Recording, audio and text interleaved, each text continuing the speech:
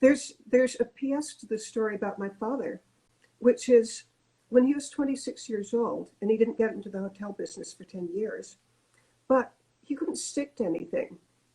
He was, he couldn't stay in jobs. He was just, how about a complete, almost a non-starter.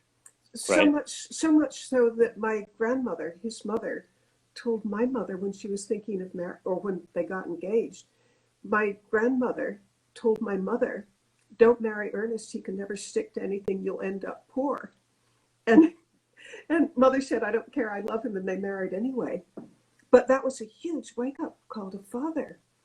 If his own mother is saying, warning a young woman not to marry him, he had to do something. So he went to a career guidance counselor, picked out somebody out of the equivalent of the Yellow Pages, whatever it was, around 1928, or I've got the years wrong, maybe 1923.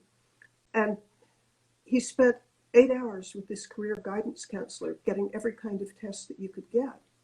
And the career guidance counselor told my father, "You have the worst human relations skills that I've ever come across. And what I recommend for you for a career is you've got to choose something where you don't interact with people because you just aren't good at it.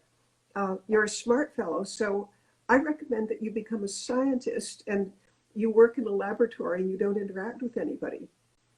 Well, father took that as a challenge because he reasoned that anything that you want in life, maybe except a scientist in a laboratory who doesn't interact, but anybody in a normal life has to know how to get along with people, has to understand what makes them tick, how to be warm and embracing, and evidently the opposite of everything that he was. So he took it as almost his life goal to understand everything that he could about human nature, since he was so naturally awful at it. And he read books. He told me that he read Dale Carnegie's Win Friends and Influence People, that he would read that book for 10 years. He also said that he took the course, he took public speaking courses, he took psychology courses, he'd attend lectures, and later on in life, by the time he was famous, we would have his house guests, famous psychologists and psychiatrists, like B.F. Skinner, who's a famous psychiatrist, would be a regular weekend guest and then talk psychiatry and what made people tick.